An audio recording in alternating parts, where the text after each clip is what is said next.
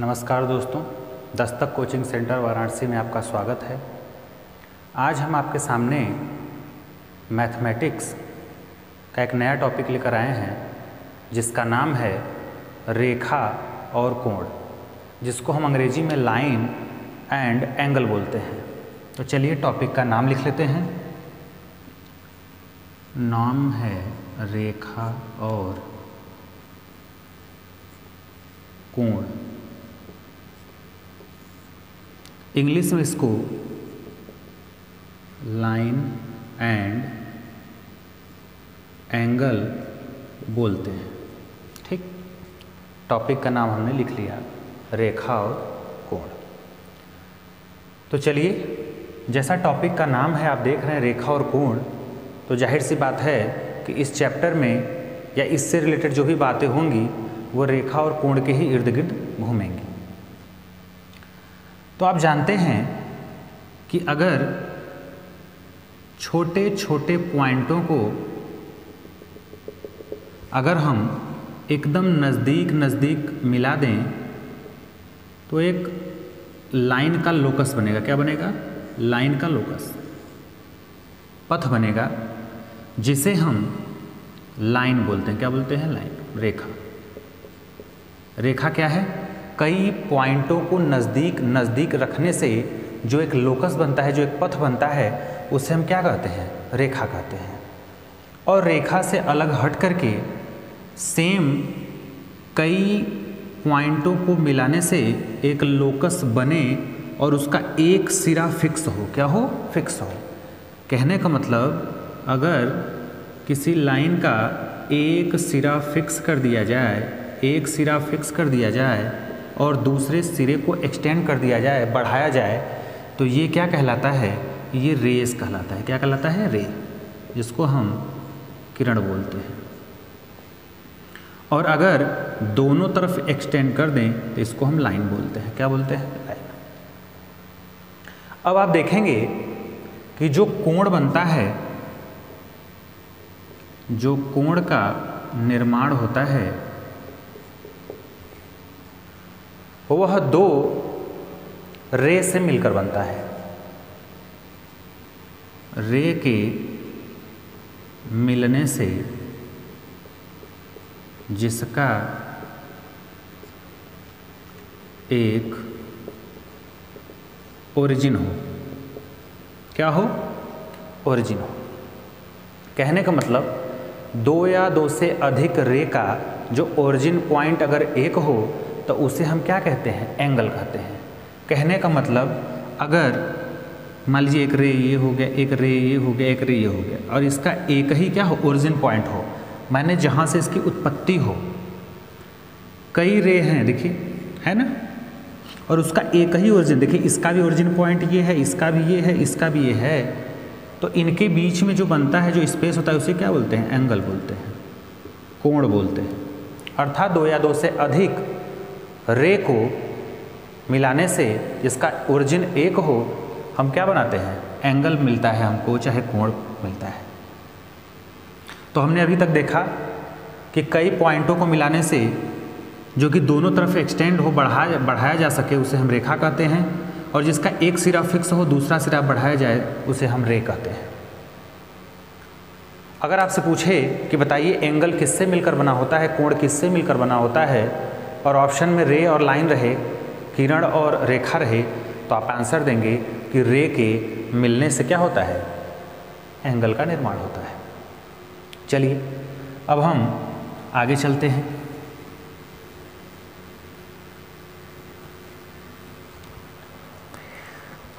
पहला पॉइंट, न्यून कोण। न्यून कोण, जिसको हम अंग्रेजी में एक्यूट एंगल बोलते हैं। क्या बोलते हैं? Acute angle. अभी एक्यूट एंगल क्या है? 90 डिग्री से कम के कोण को हम क्या बोलते हैं? एक्यूट एंगल बोलते हैं। इससे मान लीजिए ये है आपका, ये थीटा है, तो थीटा जब 90 डिग्री से कम होगा तो हम इसे क्या बोलेंगे? एक्यूट एंगल बोलेंगे। दूसरा है समकोण, जिसे हम राइट एंगल बोलते हैं। क्या बोलते हैं? Right angle. जब कोण का मान 90 डिग्री के बराबर हो तो उस केस में हम बोलेंगे कि वह जो कोण है वो 90 डिग्री का है, अर्थात समकोण है। तीसरा देखते हैं। तीसरा आपका आएगा अधिक कोण। क्या आएगा? अधिक कोण।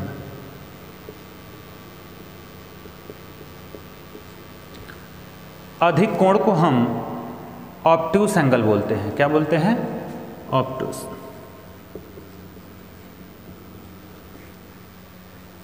जब कोण का मान 90 डिग्री से क्या हो? अधिक हो।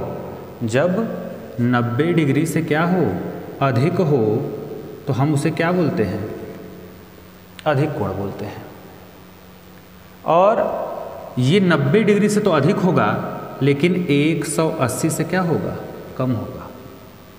जैसे मान लीजिए ये ऐसे, देखिए ये आपका थीटा।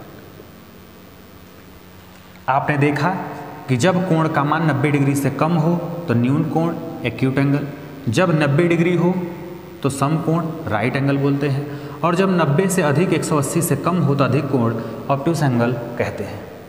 आगे चलते हैं। 4 नंबर। जब कोण का मान थीटा की वैल्यू क्या हो? 180, सीधी लाइन हो, सीधी लाइन हो अर्थात 180 डिग्री हो, तो इसे हम सरल कोण या फिर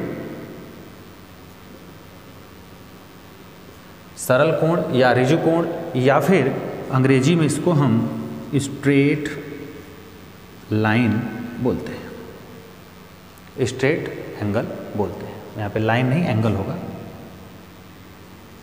एंगल। ये लाइन है, इस पे जो कोण बना है वो 180 का बना है, तो इसे हम स्ट्रेट एंगल, ऋजु कोण या फिर क्या कहेंगे? सरल कोण कहेंगे। आगे चलते हैं। अब देखिए, जब कोण का मान 180 अंश से क्या हो? बड़ा हो, और 360 से छोटा हो, तो उसे हम बृहद कोण कहते हैं, जिसको हम इंग्लिश में रिफ्लेक्स कोण कहते हैं। क्या कहते हैं? रिफ्लेक्स कोण। जैसे मान लीजिए ये आपका, ये देखिए क्या होगा? ये जो आप देख रहे हैं ये क्या है? ये बृहद कोण है। क्या है? बृहद कोण। यहाँ पे लिख लेंगे बृहद कोण। ये जो वैल्यू आएगी इसमें, ये किससे अधिक होगी? तो कहेंगे 180 डिग्री से अधिक होगी, लेकिन 360 डिग्री से क्या होगा बताइए? कम होगा। 360 से कम और 180 से क्या होगा? अधिक होगा। तो इसे हम क्या बोलेंगे? बृहद कोण या फिर रिफ्लेक्स एंगल बोलेंगे। रिफ्लेक्स एंगल बोलेंगे इंग्लिश में। आगे देखते हैं। जब कोण का मान 360 डिग्री हो, क्या हो? 360 डिग्री हो, 360 का मतलब पूरा कोण। जब थीटा की वैल्यू 360 डिग्री हो तो इसे हम हिंदी में पूर्ण कोण कहते हैं, और अंग्रेजी में इसको हम कंप्लीट एंगल बोलते हैं। पूर्ण कोण और इंग्लिश में कंप्लीट एंगल कहते हैं। तो आपने देखा कि जब कोण का मान 90 से कम तो न्यून कोण, जब 90 हो तो सम कोण, जब 90 से अधिक हो तो अधिक कोण, और जब 180 अंश हो तो सरल ऋजु कोण कहते हैं। जब 180 से अधिक और 360 से कम हो तो उसे हम बृहद कोण या फिर रिफ्लेक्स एंगल बोलते हैं, और जब वैल्यू कोण की जो है 360 डिग्री हो अर्थात पूरा हो तो उसे हम पूर्ण कोण या फिर अंग्रेजी में कंप्लीट एंगल कहते हैं। यहाँ तक आपने समझा? चलिए इसका स्क्रीनशॉट ले लीजिए। ठीक, अब आगे चलते हैं।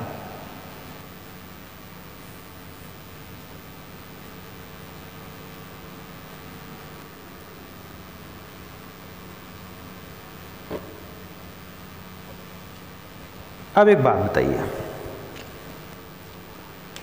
मान लेते हैं एक राइट एंगल ट्रायंगल है, इसको बीच में से ऐसे कर देते हैं, इसको मान लेते हैं कोण ए और इसको कोण बी, एंगल ए और एंगल बी मान लेते हैं। ठीक, और इसको तोड़ के लिख देते हैं ऐसे भी, मान लीजिए ऐसे ऐसे, और फिर एक आपका ऐसे है, ये आपका ए मान लेते हैं, इसको बी मान लेते हैं। अब देखिए, जब कोण ए और कोण बी की वैल्यू 90 डिग्री हो, क्या हो, 90 डिग्री हो, या फिर यहाँ पे भी कोण ए प्लस कोण जब 90 डिग्री के क्या हो, बराबर हो, इनका सम 90 डिग्री के इक्वल हो, तो इसे हम हिंदी में पूरक कोण कहते हैं। क्या कहते हैं, पूरक कोण, और अंग्रेजी में इसको हम क्या बोलते हैं, कॉम्प्लीमेंट्री एंगल बोलते हैं, कॉम्प्लीमेंट्री या फिर पूरक कोण कहते हैं। अर्थात जब दो कोणों का सम, जब दो कोणों का योग 90 अंश के बराबर हो जाए तो उसे हम कॉम्प्लीमेंट्री एंगल या फिर हिंदी में क्या कहते हैं, पूरक कोण कहते हैं। और इसी में एक और कंडीशन है, जब एक सीधी रेखा हो, मान लीजिए ये कोण ए है और ये कोण बी है, और इस ए और बी दोनों कोणों का जब सम 180 हो जाए, अर्थात 180 अंश के बराबर हो जाए, तो इसे हम समपूरक या फिर सप्लीमेंट्री एंगल बोलते हैं। क्या बोलते हैं, सप्लीमेंट्री एंगल, अर्थात समपूरक कोण कहते हैं। इसको भी हम अगर तोड़ के लिखें ऐसे, तो मान लेते हैं ये बी है और ये आपका ए है, तो a plus B is equal to 180 degree. तो इसमें हमने सीखा कि जब दो कोणों का योग 90 डिग्री के 90 अंश के बराबर हो तो उसे हम पूरक कोण कहते हैं, और जब वो दो कोणों का योग 180 अंश के बराबर हो तो उसे हम समपूरक कोण या सप्लीमेंट्री एंगल कहते हैं। अब एक बात बताइए, अगर मैं आपसे क्वेश्चन पूछूं कि 30 अंश का पूरक कोण क्या होगा, 30 अंश का पूरक कोण क्या होगा, तो कहेंगे कि सर दो ऐसे कोण जिसका योग 90 हो तो उसे हम पूरक कोण कहते हैं। तो अगर एक कोण 30 है तो इसमें जब हम 60 ऐड करेंगे तभी ना 90 आएगा, अर्थात 90 में से हम 30 को घटा देंगे तभी हमें दूसरा क्या मिलेगा, पूरक कोण। अर्थात दो ऐसे कोण जिनका योग 90 हो उसे पूरक कहते हैं, और दो ऐसे कोण जिनका योग 180 या 180 हो उसे हम समपूरक या सप्लीमेंट्री एंगल कहते हैं। अब एक चीज़ ध्यान दीजिए, ये आसान है, हो सकता है कि आपका एग्ज़ाम 10 दिन बाद हो, 1 महीने बाद हो, 4 महीने बाद हो या 6 महीने बाद हो, तो ऐसा कंडीशन नहीं रहेगा कि आपको याद हो सकता है कि आप कन्फ्यूजन की स्थिति में आ जाएं कि किसका योग 90 होता है, किसका 180, पूरक का कि समपूरक का, इसमें दोनों में कन्फ्यूजन। तो याद रखिए, हिंदी मीडियम वाले ध्यान देंगे, पूरक और इसमें लिखा है समपूरक। तो देखिए, पूरक छोटा लग रहा है, समपूरक बड़ा लग रहा है, तो छोटे से याद रखेंगे 90 और बड़े से याद रखेंगे 180। इंग्लिश मीडियम वाले क्या करेंगे कि देखिए, कॉम्प्लीमेंट्री है तो सी से स्टार्ट है और सप्लीमेंट्री है तो एस से स्टार्ट, तो पहले सी आएगा फिर उसके बाद क्या आएगा, एस आएगा, तो इससे ये याद रखेंगे। चलिए, ये तो बात हो गई आपके एंगल की। अब आगे देखते हैं, इसका स्क्रीनशॉट ले लीजिए। चलिए,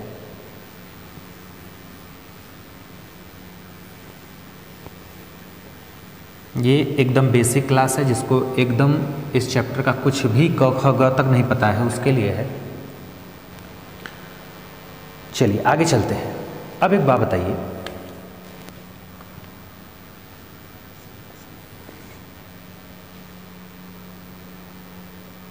अगर दो सीधी लाइन एक दूसरे को काटे, जब दो सीधी रेखा स्ट्रेट लाइन एक दूसरे को इंटरसेप्ट करे, काटे, तो जो वर्टिकली अपोजिट एंगल होते हैं अर्थात जो शीर्षाभिमुख कोण होते हैं वो क्या होते हैं, बराबर होते हैं। जब दो सीधी रेखा स्ट्रेट लाइन एक दूसरे को इंटरसेप्ट करे या काटे तो शीर्षाभिमुख कोण बराबर होते हैं। क्या होते हैं, बराबर होते हैं। अर्थात जो वर्टिकली जो अपोजिट एंगल होते हैं वो बराबर होते हैं। इसका क्या कहना है, कहने का मतलब जब दो सीधी रेखा, देखिए दो सीधी रेखा है ना, एक दूसरे को काट रही है, क्या कर रही है, प्रतिच्छेदित कर रही है, काट रही है, एक दूसरे को इंटरसेप्ट कर रही है, तो जो शीर्षाभिमुख कोण होते हैं वो बराबर होते हैं। अर्थात ये एंगल जो है, ये एंगल वो इस एंगल के क्या होगा, बराबर होगा। अगर इसको हम अल्फा मान ले तो ये भी क्या होगा, अल्फा होगा। और अगर आपका ये एंगल अगर बीटा है तो ये भी एंगल क्या होगा, बीटा। अर्थात ये आमने सामने के जो कोण होंगे वो बराबर होंगे। किस कंडीशन में, जब दो सीधी रेखा एक दूसरे को क्या करे, इंटरसेप्ट करे या फिर काटे। या फिर आप नॉर्मली ऐसे भी समझ सकते हैं कि जैसे मान लीजिए ये दो सीधी लाइन है, ठीक, ये एक दूसरे को इंटरसेप्ट कर रही है, क्या कर रही है, काट रही है एकदम ऐसे, ठीक, कैंची की तरह। अब जितना ये जगह होगा स्पेस इधर, उतना इधर भी होगा, इस साइड भी, और जो ऊपर जितना होगा उतना ही इस तरफ होगा। अब देखिए मैंने अगर इसको ऐसे और इधर कर दिया और देखिए दबा दिया, अब दबा दिया ना, अब देखिए इधर गैप कम है इसकी अपेक्षा, देखिए ऐसे और सटाएंगे, देखिए गैप कम होता जा रहा है ना, लेकिन जितना गैप इधर होगा उतने नीचे भी होगा, लेकिन इधर जितना ज़्यादा गैप है वो इधर ज़्यादा गैप होगा। अब मान लीजिए इधर अगर हम ऐसे बढ़ा दें तो आप देख रहे हैं कि जितना गैप इधर है उतना गैप इधर भी है, जितना गैप इधर उतना गैप इधर। कहने को तो जो आमने सामने के गैप होंगे वो क्या होंगे, आपस में इक्वल होंगे। क्या होंगे, इक्वल होंगे। आमने सामने के ये जो गैप होंगे, आमने सामने के ये क्या होंगे, बराबर होंगे, कैंची की तरह। देखिए जितना इधर उतना इधर। अगर हम ऐसे कर दें, अब देखिए ये इसके बराबर और ये ज़्यादा गैप है तो इस ज़्यादा के गैप के बराबर, आमने सामने क्या है, बराबर है। तो यही कह रहा है नियम कि जब दो सीधी रेखा स्ट्रेट लाइन जब एक दूसरे को इंटरसेप्ट करे, काटे वर्टिकली अपोजिट, तो वो जो एंगल होते हैं आमने सामने के या जो शीर्षाभिमुख कोण होते हैं वो आपस में क्या होते हैं, बराबर होते हैं। चलिए आगे चलते हैं।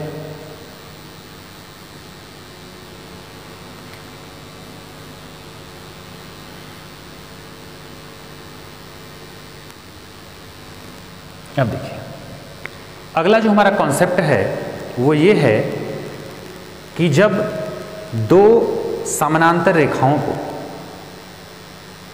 एक तिर्यक रेखा काटे या इंटरसेप्ट करे, ट्रांसवर्सल लाइन जब इंटरसेप्ट करे तो उसमें तीन कंडीशन बनता है। एक, संगत कोण बराबर होते हैं, दूसरा एकांतर कोण बराबर होते हैं, और तीसरा अंतः कोणों का योग 180 अंश होता है। किस कंडीशन में, जब ये दो पैरेलल लाइन है, पैरेलल लाइन मतलब इन रेखाओं को कितना भी आगे बढ़ाया जाए एक दूसरे को कभी काटेंगे नहीं। अब बताइए जैसे मान लीजिए ऐसे ले लिए आप और ये ऐसे ले लिए, तो ये एक दूसरे को काटेंगे ही नहीं, कभी ना कहीं तो काट देंगे इसको। लेकिन जब सीधा इसके खींचेंगे एकदम पैरेलल एक जैसा, तो ये कभी भी रेल की पटरी की तरह कभी भी एक दूसरे को काटेंगे नहीं, एकदम सीधे देंगे। अर्थात यहाँ से जितनी दूरी यहाँ की होगी वही दूरी यहाँ पे भी होगी, वही दूरी यहाँ पे भी, अर्थात दोनों की बीच की दूरियाँ क्या होती हैं, हमेशा बराबर रहेंगी। तो वो लाइन क्या होगी, पैरेलल। तो मान लेते हैं कि यल और यम दो पैरेलल लाइन है और उसको एक ट्रांसवर्सल लाइन तिरछी रेखा काट रही है। देखिए ऐसे दोनों रेखाओं को, दो पैरेलल लाइन है और इसको एक तिरी क्या कर रही है, काट रही है, इंटरसेप्ट कर रही है, ट्रांसवर्सल लाइन। अब जब ये इंटरसेप्ट करेगी तो उसमें तीन कंडीशन है, 1, 2 और 3। पहला है कि संगत कोण बराबर होते हैं। संगत कोण बराबर होते हैं। करस्पॉन्डिंग जो एंगल है वो बराबर होता है। दूसरा है एकांतर कोण बराबर होते हैं। एकांतर कोण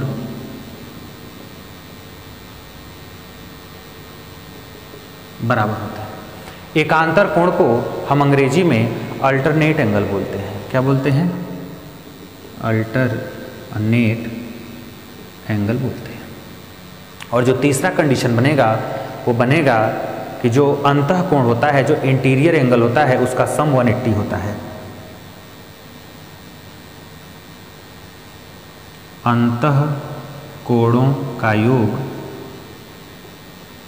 180 होता है। इसको हम इंटीरियर एंगल बोलते हैं। अंतः कोणों का योग क्या होता है? 180 अंश होता है। जब दो पैरेलल लाइन हो और अंतः कोणों का योग तब क्या होगा? 180 डिग्री। अब इन तीनों चीज़ों को हम समझते हैं। एक है संगत कोण करस्पॉन्डिंग एंगल, एक है एकांतर कोण जिसको अल्टरनेट एंगल बोलते हैं, और तीसरा है अंतः कोणों का योग 180 अंश होता है। तो चलिए इन तीनों को हम बारी बारी से देखते हैं।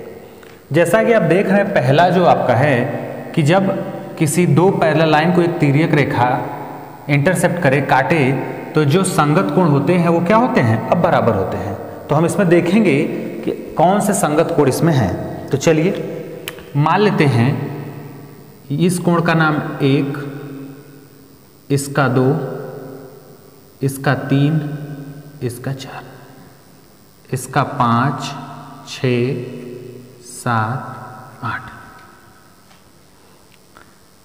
अब अगर इसको ध्यान से आप देखें तो अगर हम थोड़ा सा इसको बीच में से मिटा दें, ऐसे देखिए जो कॉमन लाइन था, तो आप देख रहे हैं कि दो कैंची की तरह आकृति बनी है कि नहीं? बताइए। जो हमने अभी पहले वाले में बताया था कि जब दो सीधी रेखा एक दूसरे को काटें तो जो शीर्षाभिमुख कोण होते हैं, आमने सामने के जो कोण होते हैं वो बराबर होते हैं। तो आप देख रहे हैं कि ये एक लाइन सीधी है, ये भी एक तरह से सीधी लाइन है, और दोनों जो इंटरसेक्ट करेंगे तो कहेंगे कि दो कोण जो है वो 4 के बराबर होगा, एक किसके बराबर होगा? 3 के बराबर होगा। और इसमें 5 7 के बराबर होगा, क्योंकि 5 का सामने 7 है और 6 के सामने 8 है, तो 6 8 के बराबर होगा। ये हमने इससे पहले वाले में सीखा था। लेकिन इसमें चूंकि दो पैरेलल लाइन है और ये देख रहे हैं एक कॉमन ये लाइन है जो तीन दोनों को क्या कर रही है? काट रही है। तो इसमें कह रहे हैं जो संगत कोण होते हैं बराबर होते हैं। तो संगत कोण कौन कौन से हैं? तो देखिए जैसे 1 2 3 4। अब देखिए ये जो कोण 1 है ये किसके बराबर होगा? 5 के। किसके बराबर होगा? 5 के। ये जो 2 है वो किसके बराबर होगा? तो कहेंगे 6 के। ये जो 3 है वो किसके बराबर होगा? तो 7 के। और ये जो 4 है वो बराबर किसके होगा? 8 के। यही क्या है? संगत कोण है। ये आपस में क्या होते हैं? बराबर होते हैं, करस्पॉन्डिंग एंगल। अब कहेंगे कैसे? अब देखिए, एक तो मैंने कैंची वाला बताया, आपस में ये आमने सामने बराबर होंगे। लेकिन अगर इसका इससे रिलेशन देखा जाए तो एक बात बताइए, आप मान लीजिए दो ऐसे मान लीजिए पाइप है या फिर कुछ भी आप प्रैक्टिकली सोच सकते हैं, अगर इस पे तीसरा अगर कोई तिरछा है, ठीक है, तो जितना गैप इधर है, देखिए इस ये सीधा लाइन कॉमन है ना, ये दो डंडा ऐसे ऐसे मान लीजिए रख दिए स्टिक, और एक ऐसे सीधे कोई पाइप है या कुछ ऐसे रख दिए, तो जितना ये पाइप जो लंबा वाला है इससे झुका होगा या जितनी दूरी पर होगा उतने ये भी दूरी पर होगा। होगा कि नहीं होगा बताइए? जितने दूरी पे ये इससे होगा सेम टू सेम, देखिए ये लाइन है ना, इस पे ऐसे खींचे ना तो ऐसे ये भी लाइन है, इस पे खींचा है, ये भी तो इतना बराबर होगा बताइए। और ये जितना होगा उतना ही इधर भी इसके बराबर होगा। जितना ये है, देखिए ये है ना नीचे वाला हिस्सा, उतना ये भी होगा बताइए। तो यही तो हम बोले हैं कि जो एक है ये किसके बराबर होगा? 5 के। 2 किसके बराबर होगा? 6 के। और 4 किसके बराबर होगा? 8 के। 3 किसके बराबर होगा? 7 के। देखिए तो ये क्या है? संगत कोण है, ये आपस में क्या होते हैं? बराबर। मैंने आपको ये भी बताया कि अगर बीच वाला मिटा दिया जाए ऐसे, अगर मान लीजिए थोड़ा सा मिटा दें तो ये आमने सामने के भी क्या होते हैं, बराबर होते हैं। शीर्षाभिमुख कोण क्या होते हैं, बराबर होते हैं। अब चलिए, अब दूसरा पॉइंट क्या है। दूसरा पॉइंट ये है सेम इसी में कि जब दो समानांतर रेखाओं को, पैरेलल लाइन को कोई एक तीसरी रेखा काटे तो जो एकांतर कोण होते हैं वो क्या होते हैं, बराबर होते हैं। एकांतर कोण क्या होते हैं, बराबर। जैसे मान लीजिए दो पैरेलल लाइन है, ऐसे आप काट रहे हैं, इसको आप एंगल 1 2 3 4 फिर ये 5 6 7 8। अब ये एकांतर कोण क्या है, तो देखिए 4 का जो एकांतर है वो 6 बनेगा। क्या बनेगा, 6। कोण 4 का जो एकांतर बनेगा वो क्या बनेगा, 6। और कोण 3 का क्या बनेगा, 5। 4 का 6 और 3 का 5, ये क्या है, एकांतर कोण है। अर्थात जब जेड की आकृति बने, देखिए ध्यान से देखेंगे आप, ये इस तरह से, तो ये जो एंगल होगा वो इस एंगल के क्या होगा, बराबर होगा। यही दोनों क्या हैं, एकांतर कोण है। आप इसमें भी देखेंगे, अगर इस तरह से अगर हम इसको मिटा दें, अगर हम ये ऊपर वाला ऐसे मिटा दें, आगे ये मिटा दें ऐसे, तो ये देखिए जेड की आकृति बन गई कि नहीं। और ये जब जेड की आकृति बन गई तो ये जो कोण है वो इस कोण के बराबर होगा कि नहीं होगा। और जब ये इसके बराबर होगा तो ये इसके बराबर हो जाएगा। इसको मैं से फिर बना लेते हैं। तो एकांतर कोण क्या होते हैं, बराबर होते हैं। 4 किसके बराबर होगा, 6 के। अब इसको हम प्रूव भी कर सकते हैं, कहेंगे कैसे। अब देखिए ये जो 6 है ये किसके बराबर है, तो कहेंगे यहाँ पे 2 के बराबर है। ये 6 किसके बराबर है, 2 के। भाई ये जो 6 है वो किसके बराबर है, 2 के। और 2 जितना रहेगा उतना 4 भी होगा, क्योंकि 2 के सामने का कोण 4 है, तो 2 की जगह हम 4 लिख सकते कि नहीं, तो यहाँ पे देखिए लिख सकते हैं। भाई एक बात बताइए, जैसे ये 4 है ना, ठीक, ये 4 है ना, अब ये 6 किसके बराबर, तो 6 तो यहाँ पे सीधे से 2 के बराबर है। कोण 2 के बराबर 6 है कि नहीं है, कहने हाँ हो सकता है। और जितना 2 होगा उतना 4 भी तो होगा, तो देखिए 4 के बराबर 6। ऐसे देखिए कोण 3 और कोण 5 है। अब बताइए ये एंगल 3 है ना, अब 5 किसके बराबर है, तो कहेंगे कि सर 5 1 के बराबर है। आज 1 जितना होगा उतना 3 भी होगा, 1 जितना होगा उतना क्या होगा, 3 भी होगा। तो यहाँ पे हम क्या लिख दिए, कोण 3 बराबर कोण 5। तो यहाँ पे एकांतर कोण क्या होते हैं, बराबर होते हैं। तीसरा क्या है, तीसरा ये है कि जो अंतः कोण होता है, अंतः माने अंदर के जो कोणों का योग होता है वह 180 डिग्री होता है, माने 180 अंश होता है। कैसे देखिए, जैसे मान लीजिए ये लाइन इंटरसेप्ट कर रही है, ये 1 हो गया, 2 3 4 5 6 7 8, ये इतना है। अब अंदर का कोण क्या होगा बताइए, तो कहेंगे कि सर ये 3 और ये 6, ये एक आंतरिक कोण है, तो कोण 3 एंगल 3 और एंगल 6, ये क्या होगा 180 डिग्री। इनका योग कितना है, 180 अंश। और इधर 4 और 5, 4 + 5, ये क्या होगा 180 होगा। अब इसको भी आप कह सकते हैं कैसे, जैसे आप अभी पहले सीखे थे कि अगर ये कोई सीधी लाइन है तो ये 180 होता है। अगर इस पर कोई लाइन अगर ऐसे खींच दें तो इनका और इनका, अगर ये अल्फा हो बीटा हो तो इनका सम कितना होता है, 180 होता है, 180 होता है। बोलिए, तो आप ध्यान से देख रहे हैं कि ये जो पैरेलल लाइन हमने खींचा है इसको हम ऐसे लिख देते हैं। देखिए इसको हम ऐसे, देखिए ये ऐसे है ना। अब एक बात बताइए, ये तो सीधी लाइन है ना, ये पूरा 180 होगा कि नहीं होगा बताइए। ये यहाँ से यहाँ तक 180 होगा कि नहीं होगा। अर्थात अगर ये इसको 2 पार्ट में डिवाइड करा तो ये और ये मिल के 180 होगा। बोलिए, माने 1 2 3 4 5 6 7 8, देखिए। तो कहेंगे कि सर 2 और 3 मिला के एंगल 180 के बराबर होगा। ऐसे ही 6 और 7 मिलके 180, 5 और 8, क्योंकि ये सीधी लाइन है, सीधी लाइन है ऐसे, और ये काट रहा है तो ये दोनों कोण मिलके 180 के बराबर होंगे, सीधी लाइन। यहाँ पे लेकिन दिया है 3 और 6, अगर 3 2 देता तो हम आसानी से समझ लेते हैं कि सर 3 और 2 मिला के कितना है 180 है। तो एक बात बताइए कि मान लीजिए इसमें 3 को रहने दें, ये देखिए 3 को है, 3 तो ठीक ठीक है। अब अगर यहाँ पे 2 रहता तो हम कहते कि 180 के बराबर होता, सिंपल एकदम आराम से। लेकिन यहाँ पे 6 लिखा है, तो बताइए जो कोण 6 है वो किसके बराबर है यहाँ पे? अगर 6 कोण 2 के बराबर है तो हम 6 की जगह 2 नहीं लिख सकते हैं, तो बताइए, तो हम 6 की जगह क्या लिख सकते हैं? 2 लिख सकते हैं, या फिर 2 की जगह 6 लिख सकते हैं। तो यहाँ पे हमने 2 की जगह क्या लिख दिया? 6 लिख दिया, 180 हो गया। ऐसे ही देखिए कोण 4 और 5 मिलाकर 180 है, तो कहेंगे सर 4 और 5 तो ठीक है, अगर मान लीजिए 4 है तो 4 तो ठीक ठीक है, लेकिन 5 अगर यहाँ पे 1 रहता तो 4 और 1 मिलकर 180 रहता, तो हम 5 की जगह क्या लिख सकते हैं? बताइए 5 की जगह क्या लिखा है? 1 लिखा है। 5 जो एंगल है वो 1 के बराबर है, तो यहाँ हम क्या करेंगे? 1 की जगह 5 लिख देंगे, तो 180 का क्या हो गया? बराबर हो गया। एक लास्ट कॉन्सेप्ट सीखते हैं, इसका स्क्रीनशॉट ले लीजिए तब तक। चलिए इसको मिटा देते हैं। अब ये जान लीजिए कि ये बहुत ही इंपॉर्टेंट है आपका एग्जाम की दृष्टि से, हर एग्जाम में पूछता है। और इसको अगर आप एकदम लॉजिक में लेंगे तो 2 पाइप है, मान लीजिए 2 पाइप क्या करेंगे आप? एकदम सीधे सीधे 2 पाइप रख दीजिए, ठीक है? 2 पाइप रख दीजिए, चाहे कुछ भी रख दीजिए, और एक सीधे ऐसे रख दीजिए।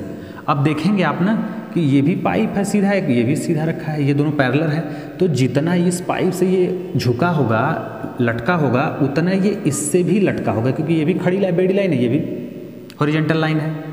देखिए जितना ये झुका है उतना ये भी, और जितना ये इधर से इधर भागा होगा उतना ये इधर से भी इधर भागा होगा, तो जो एंगल ये बनेगा उतना एंगल ये भी होगा।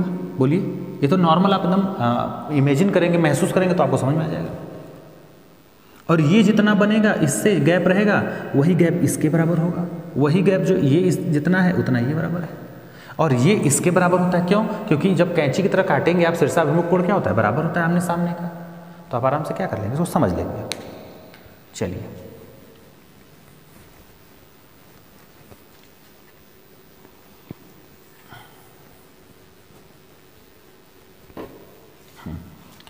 जो आप देखें तो दूसरे नंबर वाला एकांतर कोण वाला जो अल्टरनेट एंगल देखे थे आप, जो जेड की आकृति बन रही थी, इसका भी देखेंगे आप कि एग्जाम में बहुत ज़्यादा यूज होता है। क्वेश्चन ज़्यादातर इसी में पूछे जाते हैं।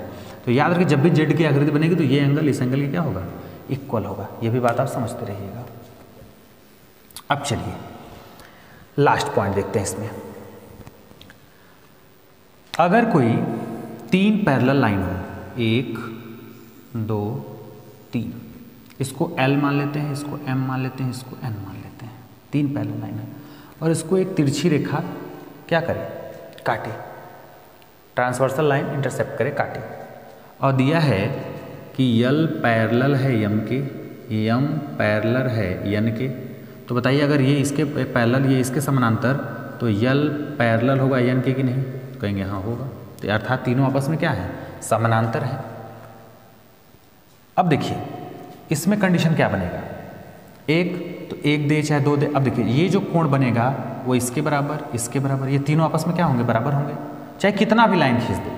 क्योंकि आप समझे जितना झुकाव यहाँ पे होगा उतना यहाँ पे, उतना यहाँ पे, जितना झुकाव यहाँ पे होगा, यहाँ पे होगा, उतना यहाँ पे होगा, और ये इसके बराबर होगा, ये इसके बराबर होगा, ये इसके बराबर, मैंने आमने सामने क्या होंगे? बराबर होंगे, जहाँ कैंची की तरह आकृति बनेगी सीधी। चलिए ये 3 लाइन पे समझ गए।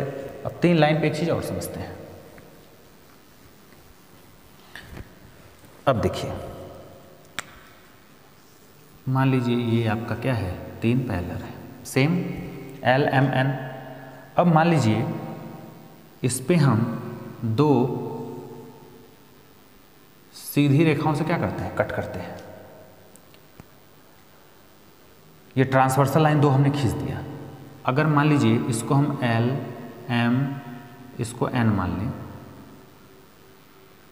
और इसको हम L1 L2 L3 मान लेते हैं, यहाँ पे इसको चेंज कर देते हैं, L1 L2